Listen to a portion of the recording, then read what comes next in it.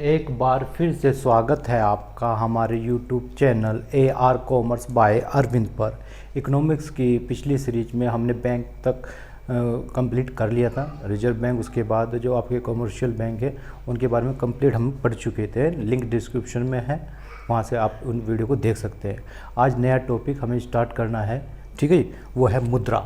मुद्रा यानी करेंसी या जो मनी होती है, ठीक है जी। हिंदी में मुद्रा बोलते हैं, इंग्लिश में करेंसी या मनी बोलते हैं, ठीक है। इस चीज़ को आज देखते हैं। इससे पहले अगर आपने हमारा चैनल सब्सक्राइब नहीं किया है तो प्लीज़ चैनल को सब्सक्राइब कीजिए, ठीक है। आइए शुरू करते हैं। मुद्रा, देखो मुद्रा क्या होता है। अगर डेफिनेशन से देखें तो कोलबर्न की एक डेफिनेशन है कि मुद्रा वह है जो मूल्य का मापक, मुद्रा वह है जो मूल्य का मापक और भुगतान का साधन है। मूल्य का मापक और भुगतान का साधन है। देखो हम जो वस्तु खरीदते बेचते हैं, है ना, जब मुद्रा नहीं थी, मनी नहीं थी, करेंसी नहीं थी, तो उससे पहले वस्तु विनिमय होता था, है ना। एक वस्तु लेनी है तो उसके बदले दूसरी वस्तु देनी थी। आज वही काम कौन करता है? मुद्रा करती है। तो किसी चीज़ का जो मूल्य होता है ना, उसे मुद्रा में मापा जाता है कि है ना, एक चेयर है इसका मूल्य इतना है, टेबल है इसका मूल्य इतना है, बाइक है इसका मूल्य ये है। तो जो मूल्य को जो मापते हैं उस चीज़ में मापेंगे, उसी चीज़ को हम करेंसी बोल रहे हैं, उसी चीज़ को मुद्रा बोल रहे हैं। और भुगतान का माध्यम या भुगतान का जो साधन है वो आज के टाइम में मुद्रा ही है ना। किसी चीज़ का पेमेंट करना तो उस करेंसी के माध्यम से पेमेंट करते हैं, ठीक है। हर देश की अलग अलग मुद्रा होती है, ठीक है। तो आप समझ में आया कि कोलबर्न की परिभाषा में भी आप याद रख सकते हैं। बहुत ही फेमस डेफिनेशन है कोलबर्न जी की कि मुद्रा वह है जो मूल्य का मापक और भुगतान का साधन है। अब बात करते हैं मुद्रा के काम, है ना। मुद्रा के कार्य क्या है? तो जो मुद्रा के कार्य हैं, इसके एक छोटी सी एक चीज़ याद कर सकते हैं। Money is a matter of function for, generally वैसे ज़्यादा होते हैं मुद्रा के कार्य, ठीक है, लेकिन जो चार मेन काम है, money is a matter of function for medium measure standard store, है ना। Money is a matter of function for, money is a matter of function for medium measure standard store, ठीक है। मीडियम क्या है कि वही अभी देखा, एक माध्यम है। मुद्रा क्या है? एक माध्यम है मूल्य में मापने का, है ना। किस चीज़ को मूल्य में मापने का, किसी वस्तु का मूल्य क्या है, इस वस्तु की जो कीमत है उसे मापने का माध्यम क्या है? मुद्रा है। और मुद्रा है ना, मूल्य का माप, उसका मीजर्स मापन किया जाता है, ठीक है। और स्टैंडर्ड है। स्टैंडर्ड मतलब एक आधार प्रदान करता है भावी भुगतान के लिए, ठीक है। अगर हमें फ्यूचर में किसी को पेमेंट करना है तो उसका जो आधार होगा, स्टैंडर्ड होगा, वो मुद्रा ही होगी। और स्टोर, अगर भविष्य में किसी चीज़ को संचय करके रखना है ना, तो वस्तुओं को संचय करना थोड़ा मुश्किल होता है, ख़राब भी हो सकती है वस्तु, तो उस चीज़ को हम बेच कर पैसों के रूप में संचय करके रख सकते हैं। मुद्रा को संचय करके भी रख सकते हैं। तो मीडियम मीजर स्टैंडर्ड स्टोर, इसमें आप ध्यान रख सकते हैं जो मीडियम में माध्यम है ना, जो वस्तु विनिमय की जगह जो माध्यम आया है ना, किसी मुद्रा को मापने का जो माध्यम है वो कौन है? मुद्रा है। और मीजर्स, है ना, मुद्रा में जो मापन करती है, ये आपके प्राइमरी फंक्शन होते हैं, प्राथमिक कार्य मुद्रा के ये प्राथमिक कार्य हैं। ये दो जो कार्य हैं, मीडियम मीजर, माध्यम और मापन, है ना। माध्यम और मापन जो है ये अब मुद्रा के ये प्राथमिक कार्य हैं। और उसके अलावा स्टैंडर्ड और स्टोर, है ना, स्टैंडर्ड और स्टोर जो है ये आपके सेकेंडरी यानी द्वितीय कार्य है, सेकेंडरी यानी द्वितीय कार्य है। इसके अलावा कुछ आकस्मिक कार्य भी होते हैं मुद्रा के, आकस्मिक कार्य, कॉन्टिजेंट वर्क। ये तो यहाँ से देख सकते हैं, money is a matter of function for medium measure standard store. चार तो है, इसमें दो प्राथमिक कार्य, दो सहायक कार्य। उसके अलावा कुछ आकस्मिक कार्य भी होते हैं, बेसिस ऑफ क्रेडिट, है ना, साख का आधार होता है, ठीक है। आजकल जो साख पत चेक वगैरह चल रहे हैं, विनिमय बिल चल रहे हैं, तो इनका आधार जो है मुद्रा ही होती है ना। बैंक के पास मुद्रा होनी चाहिए, कैश होनी चाहिए, तभी ये चीज़ इश्यू हो सकती है, चेक वगैरह, विनिमय पत्र वगैरह, है ना। तो साख का आधार प्रदान करती है। और दूसरा डिस्ट्रीब्यूशन ऑफ इनकम, है ना, जो इनकम होते जो आप जाते प्रोडक्शन के फैक्टर होते हैं, लैंड लेबर, है ना, लैंड लेबर, लैंड का किराया देना हो, लेबर को मजदूरी देनी है, ठीक है, कैपिटल पूंजी पर ब्याज देना है, और जो उद्यमी एंटरप्रेन्योर है उसे जो प्रॉफिट देना है वो मुद्रा में ही दिया जाता है, ठीक है।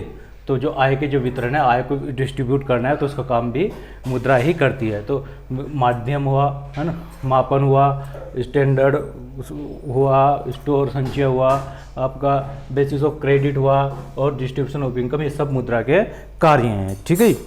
आप समझ गए मुद्रा के प्राथमिक कार्य, आप समझ गए हैं, है ना। मुद्रा के जो है नंबर है प्राथमिक कार्य, आप समझे प्राथमिक कार्य, मुद्रा के प्राथमिक कार्य, जिसमें क्या है मीडियम, नंबर 1 विनिमय का माध्यम है, विनिमय का माध्यम, और भुगतान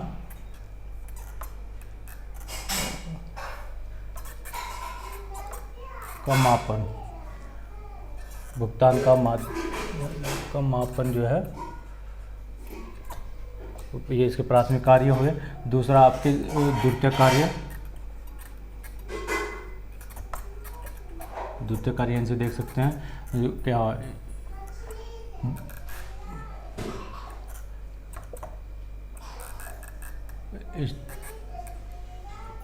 भावी भुगतान का स्टैंडर्ड साधन और संचय का आधार,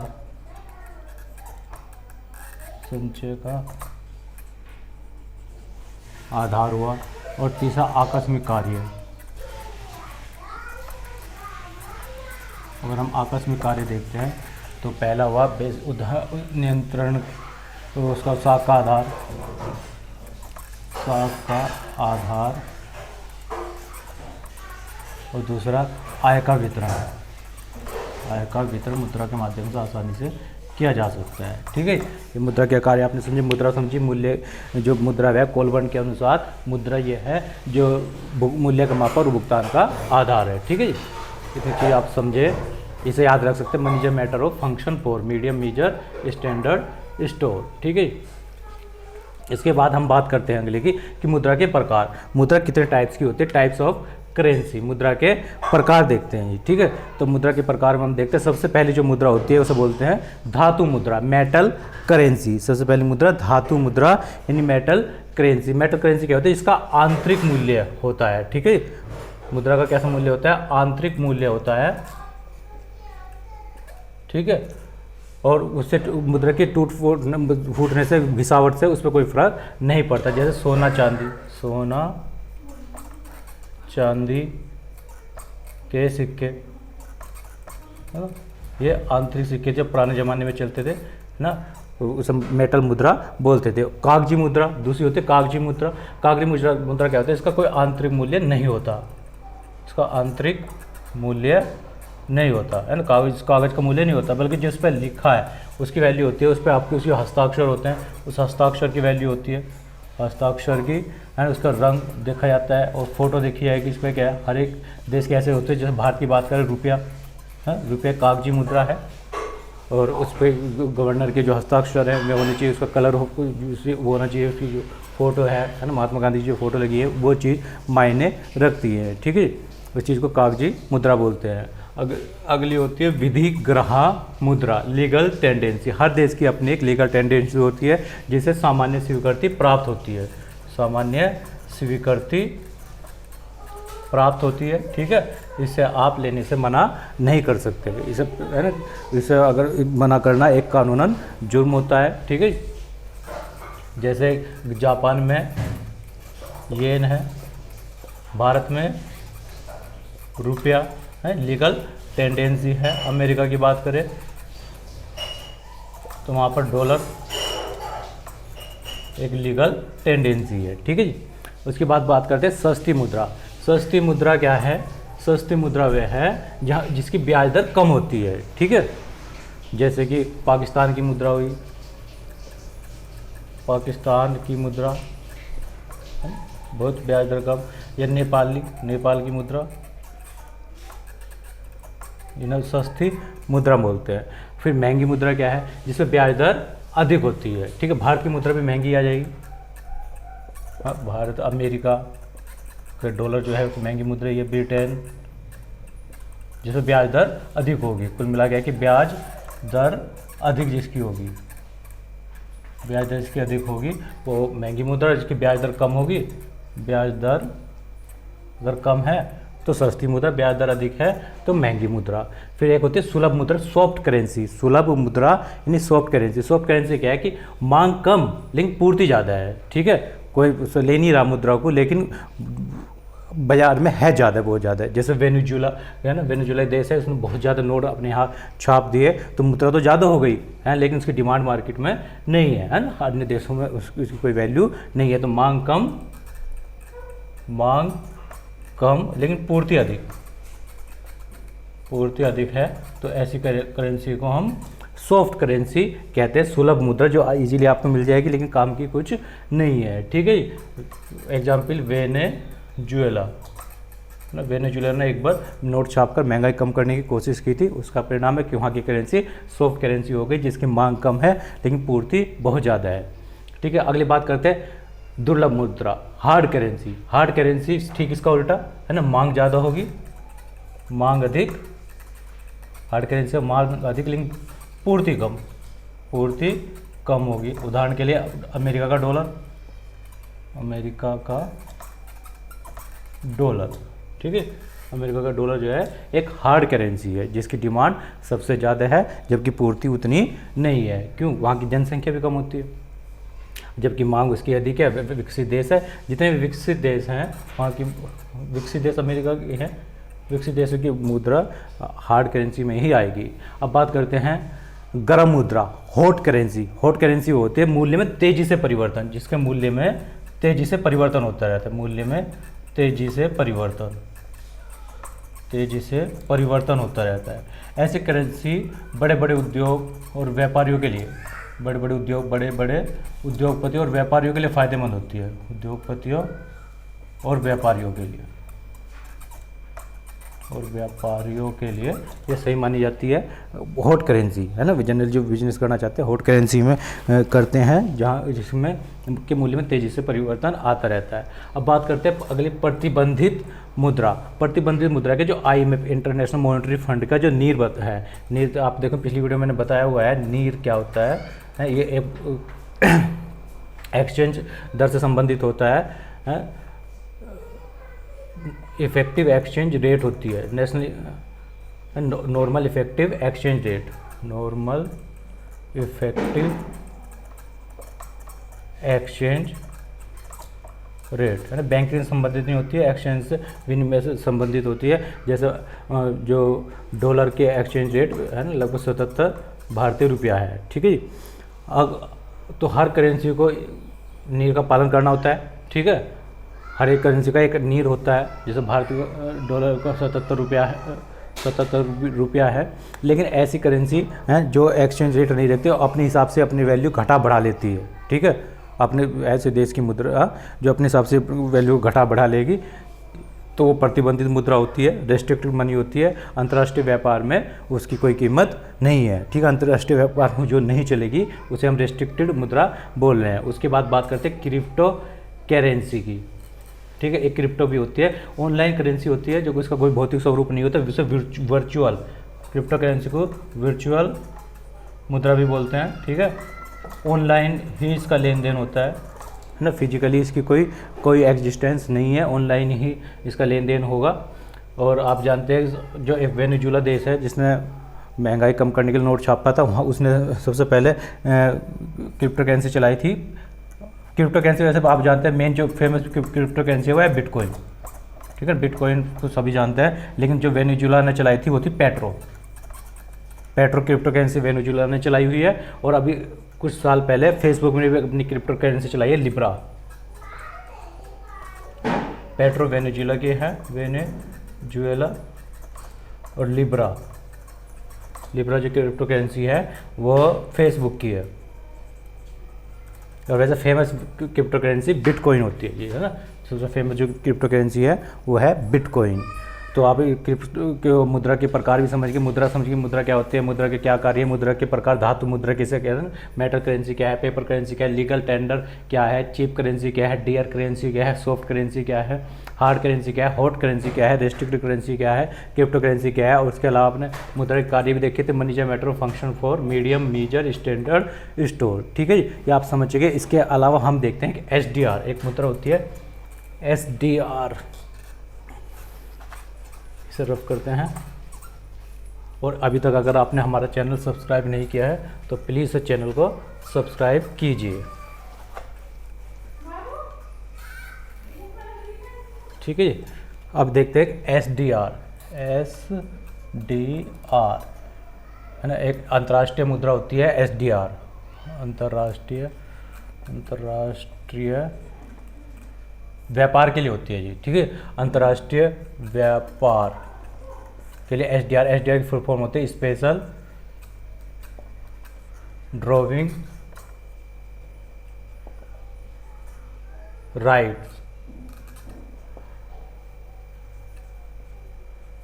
विशेष आहरण अधिकार, विशेष हिंदी में बोलते हैं विशेष आहरण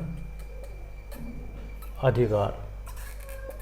अक्सर फुल फॉर्म भी पूछ ली जाती है, फुल फॉर्म याद रखेंगे SDR विशेष आहरण अधिकार। इसे हम कागजी स्वर्ण बोलते हैं, कागजी स्वर्ण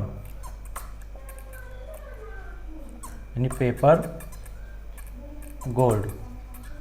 होता है क्या है जी, अंतर्राष्ट्रीय व्यापार जो है, आप जानते हैं कि हाँ कहीं डॉलर चल रहा है, कहीं रुपया चल रहा है, कहीं कुछ चल रहा है, तो एक ऐसी मुद्रा है जिसमें अंतर्राष्ट्रीय व्यापार आसानी से किया जा सके, यानी एक्सचेंज करने का झंझट ना हो, तो उसके लिए एक SDR बनाया गया, स्पेशल ड्रॉविंग राइट्स। ठीक है, अंतर्राष्ट्रीय व्यापार के लिए इसमें क्या गया, 5 देशों की मुद्रा ली गई, 5 देशों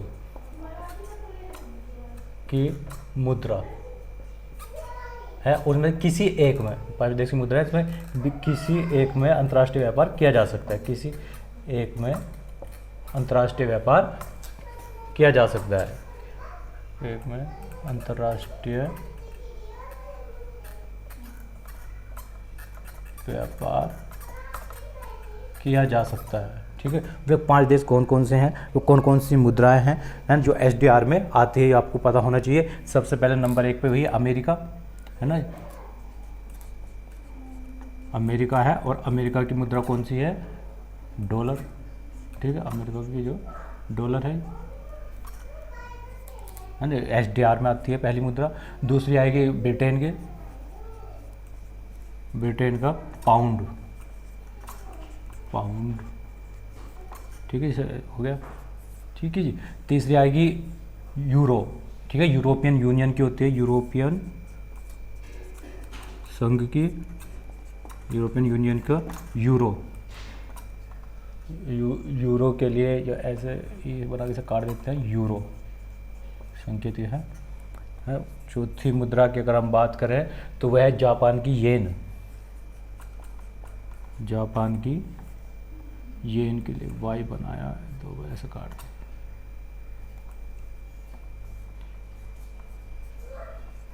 येन। और 5वीं चीन की है जी, चीन की मुद्रा है ना। चीन की मुद्रा आप जो जानते हैं, पहले जो थी आपकी ऐसे पाई की तरह बनाया गया, ये थी युआन।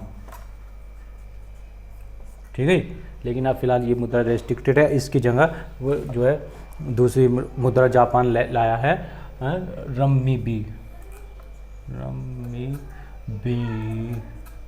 जिसे हम RMB भी बोलते हैं, RMB भी है ना, याद रखें। अब जापान की जो नई मुद्रा है उसकी, चीन की नई मुद्रा रम्मीबी है, इससे पहले युआन चल रही थी। तो ये जो 5 मुद्रा है, इनमें अंतर्राष्ट्रीय व्यापार, इनमें किसी एक में अंतर्राष्ट्रीय व्यापार किया जा सकता है। इन्हें स्पेशल ड्रॉविंग राइट्स, विशेष आहरण अधिकार या कागजी स्वर्ण, पेपर गोल्ड कहते हैं। कई क्वेश्चन इसमें से अक्सर बन जाते हैं, है ना। ये भी आपको पता चला है ना, इस मुद्रा का भी। SDR स्पेशल ड्रॉविंग राइट, विशेष आहरण अधिकार या कागजी स्वर्ण, अंतर्राष्ट्रीय व्यापार, इन SDR की 5 मुद्रा में से, है ना। अंतर्राष्ट्रीय व्यापार जो SDR की जो 5 मुद्राएं ये हैं, अमेरिका की डॉलर, ब्रिटेन की पाउंड, यूरोपियन संघ की यूरो, जापान की येन और चीन की युआन थी। अब रम्मीबी, RMB जो हो गई है ये, इनमें से किसी एक में विदेशी व्यापार किया जा सकता है। ठीक है जी। इसके बाद हम देखते हैं विमुद्रीकरण क्या होता है ना। कुछ मुद्रा से रिलेटेड सारी चीज़ें ख़त्म करते हैं आज। मुद्रा का विमुद्रीकरण, विमुद्रीकरण है, विमुद्रीकरण यानी डिमोनेटाइजेशन,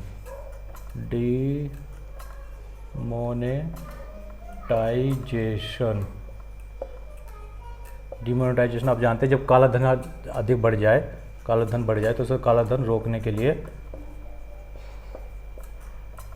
के लिए नोटों को बदलना, नोटों को बदलना, पुराने नोट चेंज कर देना, नई मुद्रा का निर्गमन करना, वही विमुद्रीकरण कहलाता है, डीमोनेटाइजेशन कहलाता है। ठीक है, ऐसा अब तक 2 बार हो चुका है। ठीक है, कब हुआ था? 1978 में हुआ था, जनता दल की सरकार थी, मोरारजी देसाई ने किया, मोरारजी देसाई, है ना, एक बार ऐसे कर चुके हैं। उसके बाद एक बहुत ही फेमस, आप जानते हैं, 8 नवंबर 2016 में, है ना, भारतीय जनता पार्टी, है ना, बीजेपी की गवर्नमेंट में जो तत्काल प्रधानमंत्री श्री नरेंद्र मोदी जी मुद्रा का विमुद्रीकरण कर चुकी है। हालांकि ये योजना पूरी तरह फेल हुई थी। क्यों फेल हुई थी इसके बारे में पहले बता चुका है, तो आप पिछली वीडियो देखेंगे तो विमुद्रीकरण भी आपको क्लियर कराया जा चुका है। ठीक है, विमुद्रीकरण के बाद आप अगला देखते हैं हम अवमूल्यन। मुद्रा का अवमूल्यन क्या होता है? अभी आपने मुद्रा का विमुद्रीकरण देखा, मुद्रा को ख़त्म कर देना, उसका करेंसी को ख़त्म ही कर देना। अब देखते हैं अवमूल्यन, है ना, मुद्रा का क्या देखते हैं? अवमूल्यन यानी डिवैल्यूएशन। अवमूल्यन क्या कहते हैं? डिवैल्यूएशन। तो डिवैल्यूएशन क्या होता है? इसमें जानबूझकर मुद्रा का मूल्य कम कर दिया जाता है। किस लिए? निर्यात को बढ़ाने के लिए। निर्यात, है ना, अपना माल देश से बाहर बेचने के, दूसरे देश में बेचने के लिए, निर्यात को बढ़ाने के लिए,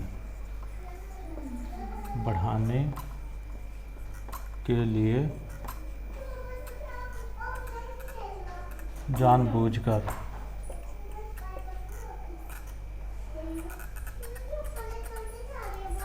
अपने देश की मुद्रा के मूल्य में कमी करना।